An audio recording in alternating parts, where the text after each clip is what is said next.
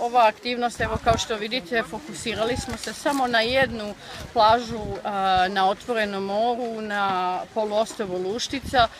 koje ima tolike nanose otpada da je jednostavno bilo šokantno za sve učesnike, uključujući naše volontere koji su uveliko navikli na akcije čišćenja, ali jednostavno ovo je bilo jedan od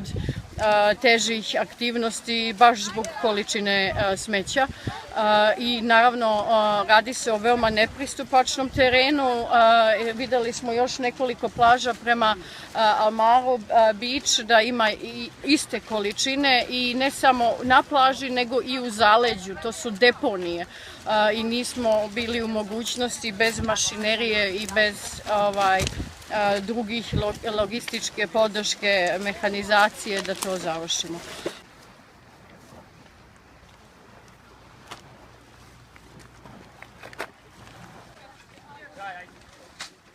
Uglavnom nalazimo plastiku, evo jedan od šlemova koji smo takođe našli, je dosta građevinskog otpada, stiropora i naravno ona boljka najveća naša je plastika.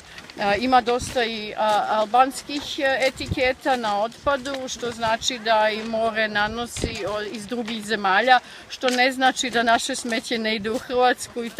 tako dalje, jer otpad ne zna granice pa se kreće onako kako ono želi u prirodi. Nadamo se da sa ovom aktivnošću opet dignemo svijest javnošću, ostavimo jednu neverovatnu plažu onako kako ona treba da bude, čista, uredna i